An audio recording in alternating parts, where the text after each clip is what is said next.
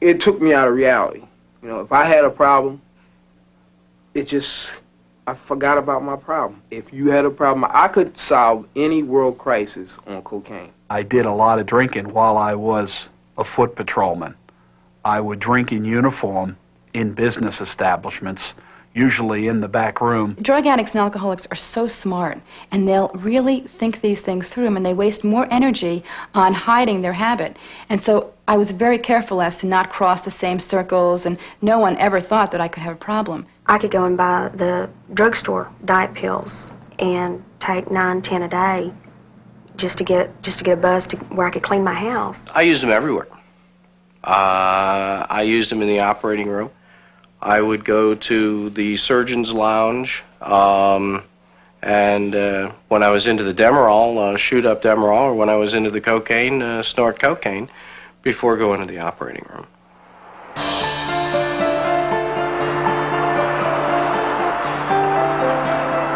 Americans take drugs, alcohol, pot, coke, uppers, downers.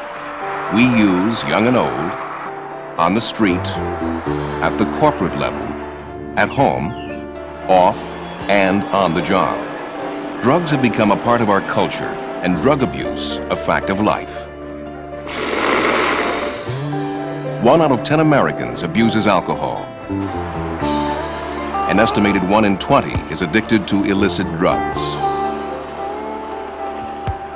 Many more misuse prescriptions or use a variety of drugs. Consider the families, friends, those who work with the drug user, and the figures of those affected are even higher. I did not want to be a mother. I wanted to do my dope and have my friends and do my drinking, and I couldn't do that with a baby. Like my aunt who loves me, it was like, this is one lady that I would never hurt.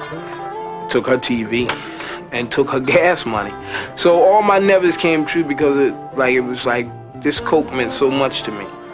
Within the workplace, studies indicate that drug abuse costs the U.S. economy $60 billion each year. This translates into higher absenteeism, increased accidents, sick leave and medical claim costs. There are mistakes made, the products poorly manufactured, and the markets lost. I'm a welder, and the steps are supposed to be strong enough to hold an elephant. And I mean, I've had steps break where people fell through. And I would say they broke it. You know, they tried to steal them and scrap them in the junkyard. Lying, you know, it would be all right for me to kill somebody just to get coke. There were times I would take downers, sleeping pills, and set the alarm, and I could get to the phone, but I couldn't, you know, crawl to the phone. But I couldn't get up, and I would just call them and tell them that I'd been up sick all night, or my child had been sick all night, so I wasn't going to be in. We found out that effective people use the health delivery system 13.5 times more than those who do not have a problem or not affected.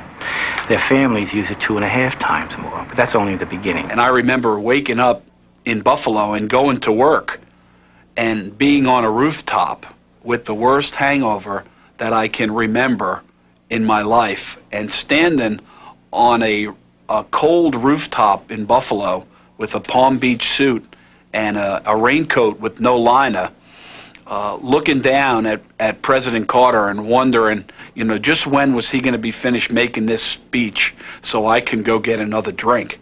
In a way, it's a very dangerous drug for a surgeon because it reinforces his God complex. You know, when you're in that operating room, you better be God, because you have to be able to handle anything that comes along.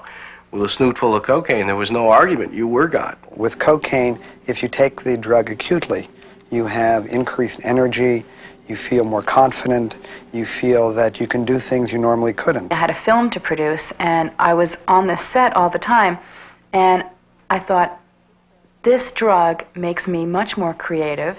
This drug makes me feel good, makes me smart, makes me speak well. I think I'll do it more.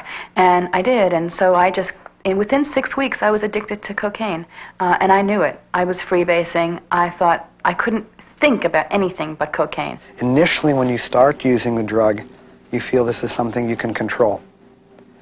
As you keep taking it, and that's what I meant by insidious, as you keep taking it, At some point, you find that you cannot control the use anymore, that the drug is controlling you. Drugs at work. The costs are varied. The consequences can be devastating. It was a usual day of trying to get Cerise off. She was just so excited about getting back to school and being there for her first round of exams and seeing all of her classmates again. But on January 4th, 1987, Amtrak's Colonial 94 collided with a Conrail locomotive that was on the same track. 16 people killed, 175 injured, $17 million lost in damages. The Conrail engineer had been impaired due to marijuana use. The engineer of the Conrail train that caused the tragedy had a dozen convictions, several suspensions, and he had been arrested for drunk driving only about 3 weeks before the crash. He had not responded to a work call 51 times in the year before the crash. For myself, I thought drug abuse was limited to the people who were abusing drugs. I felt sorry for them, that they felt that their lives were such that they had to try to escape from them in some way. But I thought if anything happened, it was going to be limited to them. What I did not realize was the enormous extent somebody else's drug abuse having an impact on society. Her enthusiasm for life was infectious. What makes her death seem even worse is that it was entirely needless. Other people's disrespect for their own safety, as well as other people's safety, killed her, which is absolutely senseless. Drug abuse, pervasive, costly, deadly. How do we start to address drug abuse at work? It begins by educating everybody in the workplace.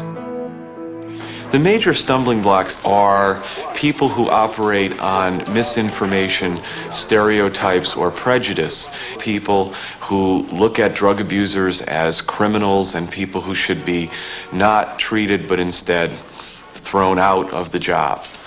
We have seen a great deal of improvement in this area, and we hope that the trend will continue, that more and more employers will recognize that people with drug problems are ill and in need of services. If anyone told me in March of 1976 that I was an alcoholic, I would have told them they were crazy, because I could drink with the best of them. My tolerance was great. When I was into the Demerol, I carried loaded Demerol syringes in my socks. I would leave the house with 6 preloaded syringes every morning, 3 on each side. And it never occurred to me that that was somehow a little bit abnormal. I kept doing my job. I mean, for me, and I think for many people who have had problems, that is the thing that they try to keep intact for as long as possible. It's their one way. If they can get to work in the morning, if they can do their job, then they don't have a problem. Over the course of the next year and a half, I had probably at least a dozen more overdoses. And these were usually when I was alone. And I'd come to with my face on the floor, my tongue kind of chewed up. And about all I'd learn from those episodes was, gotta be careful at those. In the past few years, the government and corporate realms have taken action to address the problem of drug abuse on the job. In 1986, in a massive effort to establish a drug-free workplace, President Reagan initiated a comprehensive drug abuse policy for all federal employees. We seek to create a massive change in national attitudes, which ultimately will separate the drugs from the customer, to take the user away from the supply. I believe quite simply that we can help them quit. Within each agency, a comprehensive drug-free workplace program is underway. We really feel the basic purpose of any drug policy should be to get the substance abusing employee into treatment, get them the help that they need, and get them back on the job. Therefore, it is absolutely critical that any policy, any program, have access to an employee assistance program. These are programs of health professionals where if an employee has a problem, they can go to these programs by themselves, or the supervisor can refer the employee to the health professionals to find out what the problem is, to get them help, and to help to make them a better employee. There is employee education to inform employees about the health consequences of drug abuse. There is supervisory training.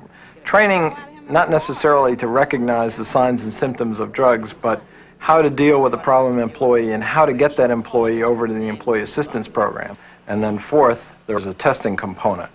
The testing component of any program is really an important one in terms of allowing the organization to cut through the denial process that is typically associated with substance abuse. In the 25 years I've been dealing with people abusing drugs, I could count on the fingers of one hand those individuals who felt when they started that they were going to get into trouble. Normally people have this idea, it isn't going to happen to me. This cocaine was so great that it would tell me I did not have a problem. See, the only problem I had, and I found that out, I didn't have a problem until I ran out of cocaine. As long as I had cocaine, I was okay. I never had the problem with the drugs. It was the people around me who had the problems.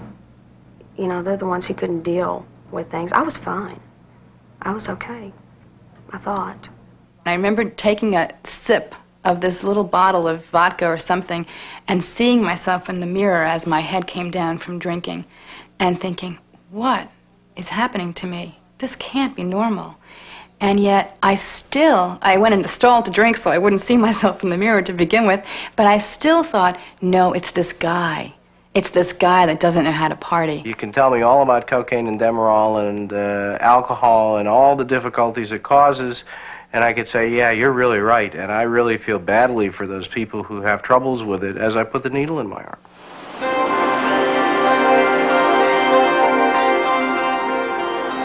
For one federal agency, the Department of Transportation, safety is of critical concern.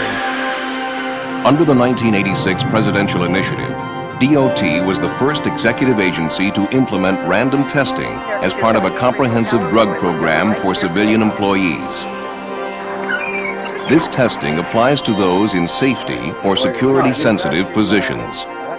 People like air traffic controllers, rail safety inspectors, anyone whose performance on duty could directly impact the safety of the traveling public or of his or her fellow employee is in the random pool.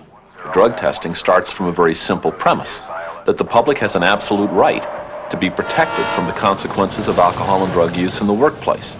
I don't think you can have an effective drug program without testing. Testing is the incentive that puts the hardcore person into a voluntary program. If you don't have testing, you are saying to people, please address your problem. Please address it. Some people will respond to that, but everybody won't. But the increased activity in testing is not without controversy. Some courts will decide that random drug testing is permissible because of the need to fight drug abuse, while at the same time, under very similar facts, a different court will find that random drug testing is unconstitutional because it violates the Fourth Amendment right against unreasonable search and seizure. That has been the legal battleground. The Department of Transportation drug program goes beyond testing. It includes extensive awareness and education. There is counseling and rehabilitation provided for those who use drugs off the job. Last week, he gave me this memo that says that I've been using my leave to excess, and I don't see it that way at all. At another federal department, Health and Human Services, education is a key element of the effort. Managers and supervisors are trained to be aware of the effects and signs of drug abuse and to refer employees to enter the Employee Assistance Program. We had called security, we had called the health unit, and they were prompt, they were there. He's in counseling now. What happens next? The first thing I think we learned is you need a very active and well-running employee assistance program. The idea of rehabilitation should be the principal focus of a program. It should not be a program to say, gotcha. We're more concerned with trying to help people, putting them into a rehabilitation program and putting them back into a successful job performance. And I know it's drugs. I know it's drugs, and I found it. And I see these supervisors thinking, trying to pinpoint the employees and who has a problem. Well, the fact is they may have a problem themselves, so you need to be really honest with yourself first and then start looking at your staffs. Take the disease out of the closet, for one thing. That's one of the things that's really important. It's okay to be chemically dependent if you do something about it. Corporations are also taking action. Over 45% of Fortune 500 companies have adopted some form of drug policy. Employee assistance programs have more than quadrupled in the last several years. The first step that management and unions should take is to decide that they do away with the adversary relationships and that they both should be working towards the common goal of survival of that person and survival of that job and economy. One corporation, Capital Cities ABC, a media conglomerate with over 19,000 employees worldwide, addressed this issue in 1984. I suspect that many of us were vaguely aware of the reality that, like all other elements of American society, we probably had a drug problem. But the specific impetus for our what's become our program was the fact that we experienced a death during working hours on corporate premises from a cocaine overdose. We have operations, I suppose, in perhaps 25 or 30 of the 50 states, and it seemed we had essentially the same problem every place.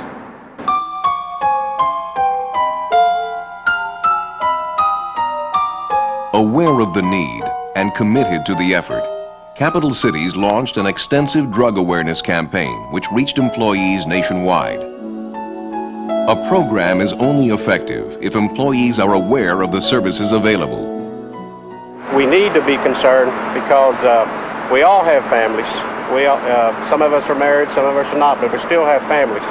And if we don't look out for each other, you know, somebody's going to get hurt. It is plainly stated in our rules that there be no drinking, no drugs under the influence of anything. They just won't tolerate it, which is a good thing because we have lots of equipment, good possibility of getting hurt. So you're getting high at work? Yeah. Yeah, every day? Yeah, just about what I was going to say, you know, and then I'll go for a couple of days and I'll just cool out a little bit, you know, I just won't use it at all. Right. Is anybody aware? A hotline service was instituted in 1986. It has served over 650 Capital Cities employees.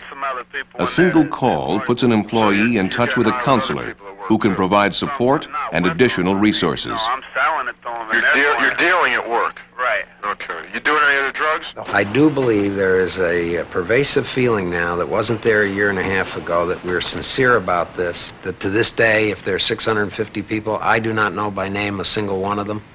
I'm not interested in knowing that. I'm just interested in trying to see to it that they have some place to go to try to get help.